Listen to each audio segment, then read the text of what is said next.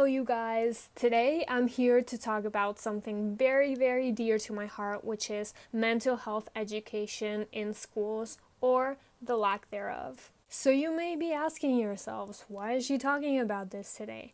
Well, I'm talking about this because I strongly believe that in order to have a good, fulfilling, happy life, we need to learn how to manage every single emotion. We need to learn how to deal with negative phases or moments in our lives. We need to know how to manage failure. We need to know how to love ourselves and how to have high self-esteem. So my question now is, where do we get this information from?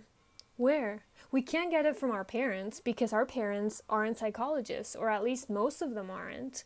We need to get our information and our education from our school. Our schools should provide us with tools that help us manage everything around us in our everyday lives. They should pay more attention to emotional intelligence because that is what makes a difference in our lives. I don't know about you guys, but for me at least, a mental health, emotional intelligence class that taught me how to love myself, how to accept myself, how to manage failure is a lot more important than a physics class or a calculus class or a religion class, things I'm never gonna use.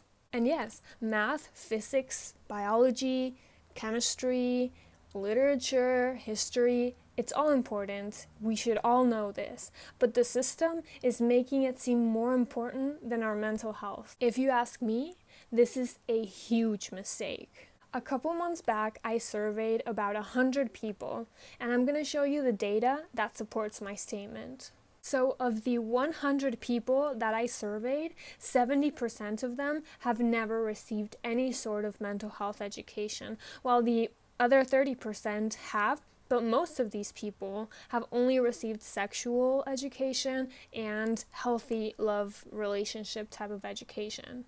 Of the 100 people that completed the survey, 91% think that receiving mental health education is extremely important, and the same amount wishes that they could have received this type of education. I then decided to ask for more personal experiences. So I asked them if from the ages of 14 to 19 they had struggled with their mental health, and 38% of them said yes.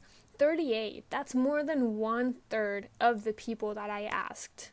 1 in 3 people, well, more than 1 in 3 people struggle with their mental health, and it is still not given the importance that it deserves. What's even worse is that in 62% of the cases, their studies and their school was extremely affected by their mental health problems.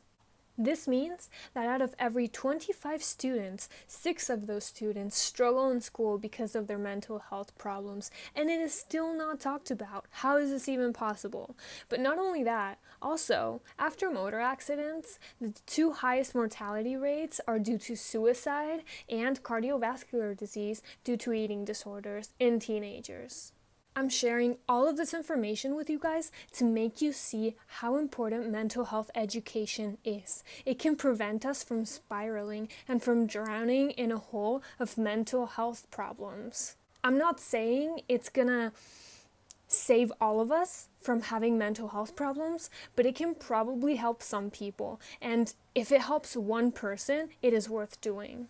I strongly encourage each and every one of you to talk about your mental health, to talk about mental health in general, to reach out to that friend or that family member or that stranger on Facebook that's acting a little bit weird on social media or that you know has problems, to check in on them because they need your help and they need support. External support is extremely important when dealing with problems like this. I encourage you guys to help the mental health community break the stigma. Anyway, you guys, thank you so much for watching. I hope you enjoyed the video. I hope you agree with me. Whether you do or you don't, comment down below and tell me what you think. Bye.